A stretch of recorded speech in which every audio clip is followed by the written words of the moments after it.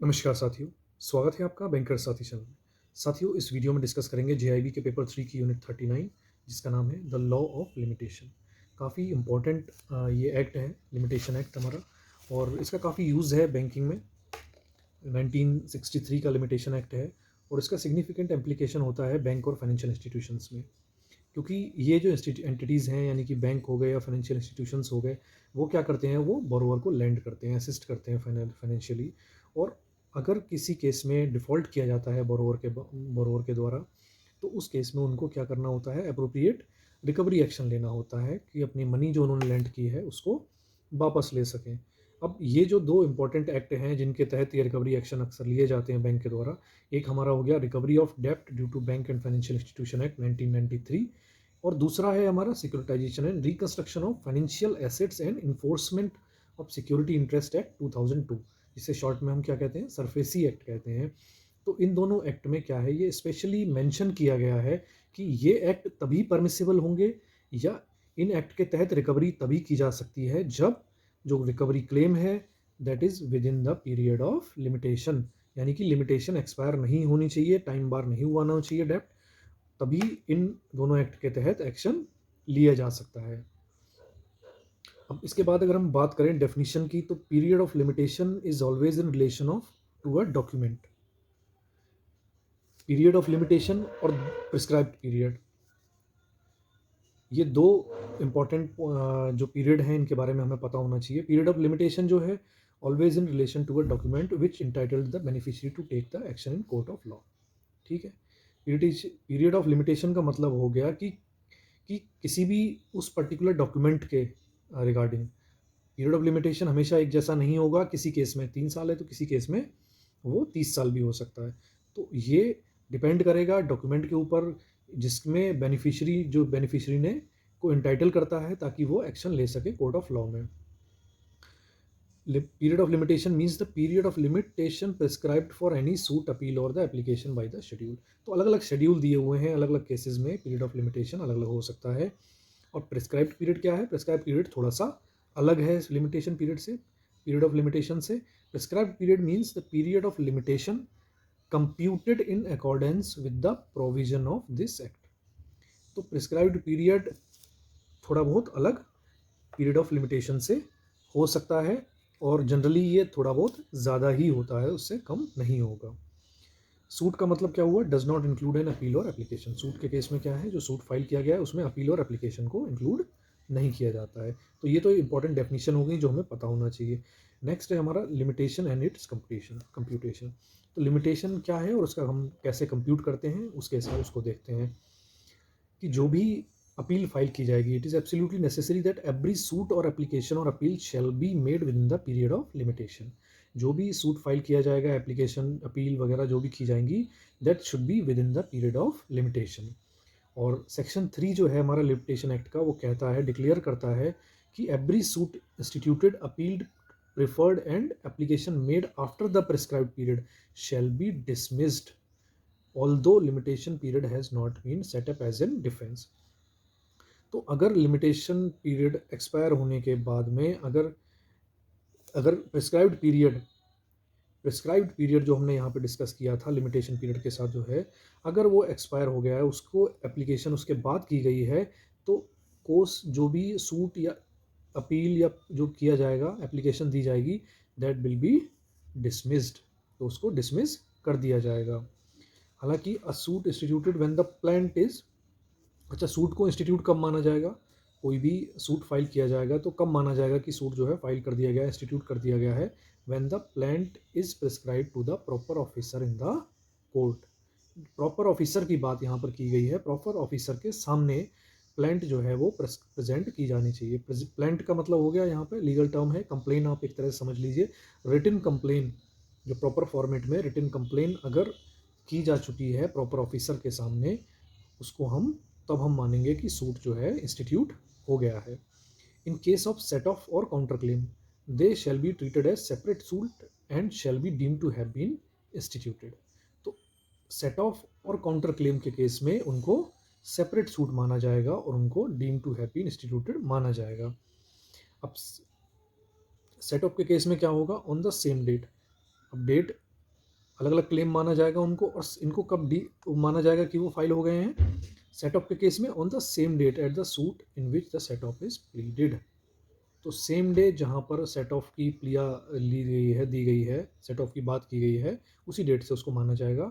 Second है हमारा in case of counter claim, और काउंटर क्लेम के केस में होगा on the date on which counter claim is made in the court. Counter claim मतलब हो गया कि आप मान लीजिए ए बी पर क्लेम कर रहा है कि ये मुझे पैसा देगा, तो बी कह रहा है कि नहीं नहीं ये भी मुझे पैसा देगा, तो उसमें काउंटर क्लेम हो जाता है, यानी कि ए बी पर क्लेम कर रहा है, बी ए पर क्लेम कर रहा है कुछ अमाउंट। तो काउंटर क्लेम के केस में ये होगा जहाँ पर काउंटर क्लेम किया जाएगा दूसरी पार्टी के द्वारा कोर्ट में, उस डेट से उसको माना जाएगा कि वो हो गया है। अब computation of period of limitation, limitation period का कंप्यूटेशन किस तरह से किया जाएगा। अगर कुछ इंपॉर्टेंट इसमें पॉइंट दिए हुए हैं कि किस तरह से हम उसको मानेंगे। अगर मान लीजिए कोई लिमिटेशन किसी दिन एक्सपायर हो रही है और उस दिन कोर्ट किसी वजह से क्या है, क्लोज्ड है, तो सूट अपील और एप्लीकेशन में बी इंस्टीट्यूटेड प्रिफर्ड और made on the day when the court reopens. मान लीजिए 2 दिन की कोर्ट में छुट्टी है, आज अगर कोई एप्लीकेशन, आज अगर लिमिटेशन एक्सपायर हो रही है और कोर्ट बंद है 2 दिन तक, तो 2 दिन के बाद जब कोर्ट खुलेगी उस डेट पर भी एप्लीकेशन या सूट फाइल किया जा सकता है। नेक्स्ट जो हमारा इंपॉर्टेंट पॉइंट है, एनी अपील और any application other than execution of petitions may be admitted after the prescribed period if the appellant application made on sufficient cause for not preferring the appeal or application within the period of limitation। अब मान लीजिए कोई भी, हमने पहले बात की थी कि जो टाइम है, प्रिस्क्राइब्ड टाइम में जो है, प्रिस्क्राइब्ड पीरियड जो है, उसके अंदर ही अपील को फाइल होना चाहिए, तभी वो इंटरटेन होगी, अदरवाइज़ क्या होगा, या सूट उसी टाइम में फाइल होना चाहिए, अदरवाइज़ वो क्या होगा, वो डिसमिस कर दिया जाएगा। हालांकि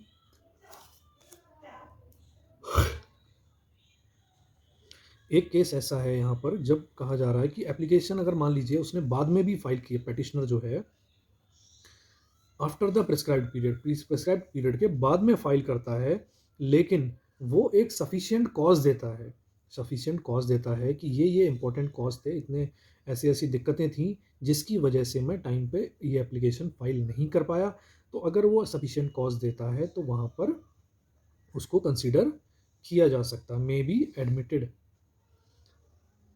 नेक्स्ट है हमारा, in computing the period of limitation the day from which such period is to be reckoned shall be excluded. तो जिस डेट से शुरू होगी वहाँ से उसको हम एक्सक्लूड कर देंगे। The computation of the period of limitation for filing appeal shall exclude the day on which the judgment was pronounced and time taken for obtaining a copy। अब मान लीजिए कोई केस, कोई जजमेंट आया है किसी केस में और उस पर्सन को हायर कोर्ट में अपील करनी है या कुछ फैसले के खिलाफ या कुछ है, तो ऐसे सभी केसों में, या कोई रिव्यू पेटिशन डालनी है, रिवीजन अप्लाई करना है, तो उन केसेस में क्या है कि जो टाइम, एक तो जो डिसीजन आया जिस दिन उसको एक्सक्लूड कर देंगे हम, साथ ही जो भी टाइम लगेगा, time taken for obtaining copy of the decree, जो डिसीजन आया है, सेंटेंस और ऑर्डर अपील है, तो इन सभी की जो कॉपी, कागजात वगैरह जो लेने में जो टाइम लगेगा कोर्ट में, उस टाइम को क्या किया जाएगा, उस टाइम को एक्सक्लूड कर दिया जाएगा जब कंप्लीट, जब कंप्यूट किया जाएगा टाइम, किस लिए, for the limit of filing revision और रिव्यू पिटीशन, है ना, कि अगर उसमें दिया है कि 30 दिन के अंदर आपको या 60 दिन के अंदर आपको क्या करना है, उसको अपील करना है, उतना ही टाइम दिया गया है, बट उसके मान लीजिए 8 दिन उसके अगर, या 5 दिन उसके अगर उसी में लग गए ऑर्डर की कॉपी लेने में और बाकी चीज़ें कागजात लेने में, तो उस टाइम को उस 30 दिन में जोड़ा नहीं जाएगा, उसके बाद में वो 30 दिन काउंट होंगे। नेक्स्ट हमारा एक पॉइंट है कि for an application for execution of decree the period during which the institution और execution has been stay by the jurisdictional order on which the order was issued or made and on the day on which it was withdrawn shall be excluded। अब stay वगैरह अगर दिया गया है किसी case में, तो स्टे जब दिया गया था, जितने टाइम तक स्टे रहा, और उसके बाद में जब स्टे हटा लिया गया उस दिन तक, उस टाइम को उसमें इंक्लूड नहीं किया जाएगा जब हम कंप्यूट करेंगे लिमिटेशन पीरियड को। For filing any suit for which notice has to be given, कोई भी ऐसा सूट फाइल करना है जहाँ पर नोटिस देने की ज़रूरत होती है, और for which the previous consent और sanction of the time being in the force, the period of such notice or time required for obtaining such consent or sanction shall be excluded। तो किसी भी सूट को file करने से पहले अगर कोई नोटिस वगैरह देना है, या प्रीवियस किसी से कंसेंट लेनी है, या गवर्नमेंट से सैंक्शन वगैरह लेनी है, किसी अथॉरिटी से कोई परमिशन चाहिए, वो किसी लॉ के अंदर रिक्वायर्ड है कि आप ये सब परमिशंस लोगे तभी वो सूट फाइल कर सकते हो, नोटिस दोगे तभी सूट फाइल कर सकते हो। तो अगर ऐसा कोई केस है पर्टिकुलर, उस केस में वहाँ पर क्या होगा कि जो टाइम आपका लग रहा है नोटिस देने में, या कंसेंट लेने में, या सैंक्शन लेने में किसी गवर्नमेंट अथॉरिटी से, तो ये सारे जो टाइम्स जो होंगे, टाइम जो लगेगा, टाइम पीरियड जो होगा, वो एक्सक्लूड कर दिया जाएगा हमारे जो टाइम कैलकुलेट जब हम करेंगे कंसेंट लिमिटेशन का तब। In computing the period of limitation for any suit, the time during which the defendant has been absent from India and from the territories outside India under the administration of central government shall be excluded. Important point है, अगर जो time period है हमारा, मान लीजिए जो defendant था, bank का जो बोरोवर था, वो क्या चला जाता है, वो चला जाता है विदेश में, दूसरे कंट्री में चला जाता है। डिफेंडेंट तो वही हुआ, बैंक तो कंप्लेन करेगा, डिफेंड वही करेगा। तो उस केस में अगर वो पर्सन जो है वो इंडिया में है ही नहीं, बाहर चला गया है, इंडिया की जो बाउंड्रीज हैं, टेरिटरीज हैं, उनसे बाहर है,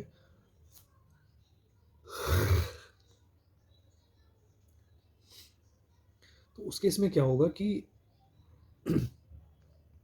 उस पीरियड को, जितने टाइम तक वो बाहर रहता है, उस पीरियड को हमारा लिमिटेशन पीरियड से कैलकुलेट करते समय उसको हम हटा देंगे, उसको जोड़ेंगे नहीं। Act give rise to the fresh period of limitation. अब दो इसमें बताया गया कि कैसे लिमिटेशन को हम कहते हैं कि दोबारा से रिन्यू कर सकते हैं या पुनर्जीवित कर सकते हैं। कौन से ऐसे काम हैं जिससे करने से क्या होगा, लिमिटेशन पीरियड दोबारा से शुरू हो जाएगा, जीरो से शुरू हो जाएगा। There are two instances which will give rise to fresh period of limitation. इन दोनों में से कोई काम अगर होगा तो फ्रेश पीरियड ऑफ लिमिटेशन शुरू हो जाएगा। In these cases, period of limitation will be computed as if the starting period is happening of the instances. अब ये कौन से दो इंस्टेंसेस हैं जहाँ से फ्रेश लिमिटेशन पीरियड शुरू हो जाता है, तो ये आपको पता होगा ज़रूर। सबसे पहला हमारा है कि हमने before expiry of prescribed period और फॉर अ सूट और application in respect of any property right, किसी भी प्रॉपर्टी के केस में, राइट के केस में, एक्नॉलेजमेंट ऑफ लाइबिलिटी के केस में, हमने अगर क्या करा लिया, हमने उस पर्सन से एक्नॉलेजमेंट ले लिया, उस पर्सन से जो हमारा डेप्टर है उससे क्या ले लिया, एक्नॉलेजमेंट ले लिया, जिसे हम क्या कहते हैं कॉमनली, जिसे हम कहते हैं बैलेंस कन्फर्मेशन, बीसी लेटर। तो बीसी लेटर इसीलिए साइन किया कराया जाता है, बैलेंस कन्फर्मेशन लेटर, कि जिस डेट से हमने उस लेटर पे साइन करा लिया, बैलेंस कन्फर्मेशन करा लिया, हमारी जो है फ्रेश लिमिटेशन उस डेट से शुरू हो जाती है। ये आपको सबको पता होगा। सेकंड जो है, सेकंड केस कौन सा है, ये इंपॉर्टेंट है, ये हो सकता है कई साथियों को ना पता हो। सेकंड केस ये है कि when payment on account of a डेप्ट और इंटरेस्ट और a legacy is made before expiration of limitation period by the person liable to pay the डेप्ट और लीगेसी और बाय हिज एजेंट। तो जब लिमिटेशन एक्सपायर जब तक नहीं हुई है, उस बीच में अगर जो आपका डेप्टर है, बैंक का जो डेप्टर है जिससे पैसा पे करना है, बोरोवर जो है, अगर वो एक भी पेमेंट, उसमें पेमेंट कभी भी कराता है, अकाउंट में पैसा जमा करता है डेप्ट के अगेंस्ट में, डेप्ट को या ईएमआई के अगेंस्ट में, तो उस डेट से क्या माना जाएगा, उस डेट से ये माना जाएगा कि वो डेप्ट जो है वो क्या हो गया है, वो रिन्यू हो गया है, वो उस डेट से शुरू हो गया है, फिर से उस डेट से फिर से शुरू हो गया है, फ्रेश उसको माना जाएगा उस डेट से। तो इसीलिए इस चीज़ का ध्यान रखना है। कई बार अगर आप बीसी लेटर नहीं ले पाते हैं, कुछ उसमें दिक्कत आती है, तो अगर उस पर्सन ने उस बीच में अगर एक बार भी पेमेंट उसमें अगर आपके अकाउंट में डेप्ट रीपेमेंट किया है पर्सन ने या उसके एजेंट ने, तो आप ये मान लीजिए कि उस डेट से वो आपकी जो लिमिट है वो जो हमारी लिमिटेशन है वो दोबारा से अलाइव हो जाती है, उस डेट से दोबारा से शुरू हो जाती है। अब इसके साथ में साथियों एक चीज़ आती है कि कुछ जो शेड्यूल हैं हमारे, कुछ important provision in this schedule of the limitation act. अलग अलग केस में लिमिटेशन का टाइम जो है वो अलग अलग होता है और ये हमारे शेड्यूल्स में दिया हुआ है। तो कुछ इंपॉर्टेंट जो चीज़ें हैं वो हम देख लेते हैं। डिस्क्रिप्शन ऑफ सूट की, किस तरह के सूट या किस तरह की कंडीशन में कितनी लिमिटेशन होगी और कब से वो शुरू होगी, तो ये इंपॉर्टेंट है, इसको एक बार हम देख लेते हैं। For money payable towards the money land, यानी कि जो भी उधार दिया गया है, लोन जो दिया गया है, उसके अगेंस्ट में जो मनी पेएबल होगा, वापस दिया जाएगा, ईएमआई दी जाएगी, रीपेमेंट की जाएगी, तो उसका क्या है, पीरियड ऑफ लिमिटेशन हमारा होगा 3 साल। और कब से शुरू होगा वो, जब भी लोन दिया गया है, when the loan is made. Basically documentation जिस दिन होता है उस दिन से हमारा वो पीरियड स्टार्ट हो जाता है। For money lent under an agreement that is payable on demand, किसी एग्रीमेंट के अंडर में कोई पैसा लेंट किया जाता है जो कि पेएबल ऑन डिमांड है, उस केस में भी हमारा क्या होता है, 3 साल का टाइम है, और जब से लोन दिया गया है उस डेट से वो लिमिटेशन का टाइम 3 साल का शुरू हो जाता है। नेक्स्ट हमारा बिल ऑफ एक्सचेंज के केस में, जो साइट पे पेएबल हो या आफ्टर साइट हो, but not at the fix time, तो वहाँ भी 3 साल है when the bill is presented. जब बिल प्रेजेंट कर दिया गया है उसके 3 साल तक क्या रहे, लिमिटेशन का टाइम रहता है। अगर वो पेमेंट नहीं की जाती है 3 साल के अंदर, तो 3 साल के अंदर अंदर बैंक को क्या है, recovery action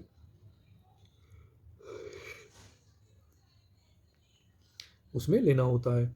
on bill of exchange और promissory note noted payable on fix time, और फिक्स डेट पे, फिक्स टाइम पे अगर पेएबल है, आफ्टर साइट और ऑन आफ्टर डिमांड, तो उस केस में भी यही है, when the fix time expire हो जाएगा तो उसके 3 साल तक का टाइम है। प्रॉमिसरी नोट और बॉन्ड पेएबल बाई इंस्टॉलमेंट, तो प्रॉमिसरी नोट या जो बॉन्ड है जिनको इंस्टॉलमेंट के द्वारा पे किया जाना है, उस केस में हमारा होगा जो फर्स्ट टर्म ऑफ पेमेंट है, यानी कि पहली पेमेंट जब आनी थी उसके बाद में 3 साल तक का टाइम जो है वो मिल जाएगा। तो ये हैं साथियों, इसी के मतलब काफ़ी इंपॉर्टेंट कुछ और हैं, इनको आप एक एक करके देख सकते हैं। जैसे रेंट के एरियर के केस में 3 साल है हमारा, और स्पेसिफिक परफॉर्मेंस ऑफ कॉन्ट्रैक्ट अगर किया जाता है वहाँ भी 3 साल है, ज़्यादातर में 3 साल है साथियों। और enforcement of money secured by mortgage और otherwise charge upon immovable properties, तो वो 12 साल का है। Enforcement of payment of money secured by mortgage और otherwise charge upon immovable property, तो 12 साल का है। इसीलिए आपको देखा होगा जब हम सर्च रिपोर्ट वगैरह निकलवाते हैं तो 13 साल की निकलवाते हैं। और कई केसेस में मॉर्गेज के केस में क्या होता है, वो 30 साल का भी होता है, when the money secured by the mortgagor becomes due. कुछ केसेस में वो 12 साल होता है, कुछ केसेस में वो 30 साल का भी होता है। एनी सूट के केस में भी, जो एक्सेप्ट जो सुप्रीम कोर्ट के सूट हैं वहाँ पे 3 साल होता है। बाकी सभी में कितना होगा हमारा, 3 साल का ही होगा। Limitation could be begin to run upon this act against the suit provided by suit by the private person.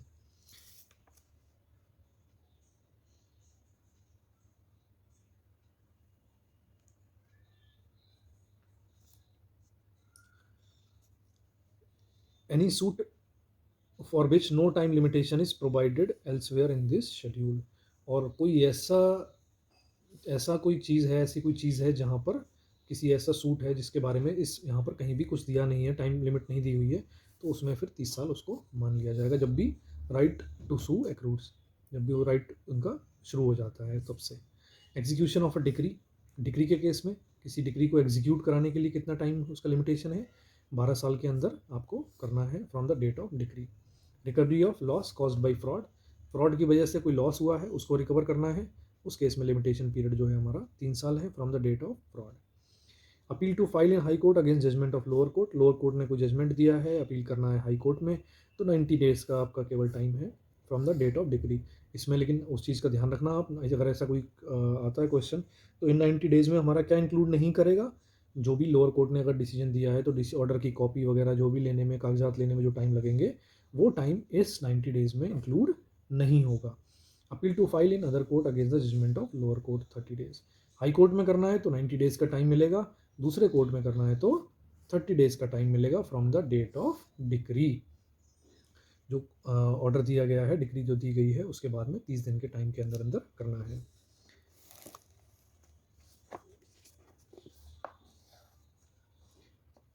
अब ये साथियों कुछ एक ट्रू फॉल्स दिए हुए हैं, एक बार हम अपनी नॉलेज रिफ्रेश इसके माध्यम से कर सकते हैं। In the limitation act the definition of suit does not include appeal और एप्लीकेशन। तो लिमिटेशन एक्ट में साथियों जो सूट की डेफिनेशन है वहाँ पर अपील और एप्लीकेशन को इंक्लूड नहीं किया गया है, तो ये सही है, ट्रू है। The defendant is required to set up a plea of limitation if he has to succeed in suit instituted beyond the period of limitation. तो इसकी ज़रूरत नहीं है, डिफेंडेंट को किसी तरह का कोई प्लिया ऑफ लिमिटेशन लगाने की ज़रूरत नहीं है। वो ऑटोमेटिकली अगर कोर्ट देख लेता है, अगर वो लिमिटेशन के बियॉन्ड है, तो वो अपने आप ही उसको सेट असाइड कर देंगे, तो ये फॉल्स हो जाएगा। Suit is set to be instituted when the plaint is prescribed is presented before the proper officer. तो ये बिल्कुल सही है। सूट तभी मान लिया जाएगा जब जो प्लांट है यानी कि जो रिटन एप्लीकेशन है वो दी जाती है किसको, प्रॉपर ऑफिसर को। प्रॉपर ऑफिसर मतलब जो भी कंसर्न ऑफिसर वहाँ पर होगा उसको। Acknowledgement in writing gives rise to fresh period of limitation. तो बिल्कुल सही है ये। जब एक्नॉलेजमेंट अगर कोई पर्सन कर लेता है, जब बैलेंस कन्फर्मेशन वगैरह हम लेते हैं जो बीसी लेटर, वो यही एक्नॉलेजमेंट ही होती है, तो ये ट्रू है। पार्ट पेमेंट ऑफ अ डेप्ट within the period of limitation entails the plaintiff to compute the fresh period of limitation from the date of payment। तो ये भी ट्रू है, अगर बीच में पेमेंट कर देता है तो वहीं से हमारी लिमिटेशन पीरियड शुरू हो जाता है। Limitation for a mortgage suit is 3 year from the date when the mortgage property money becomes due. तो ऐसा नहीं है, मनी जब ड्यू हो जाएगा उसके बाद में 3 year का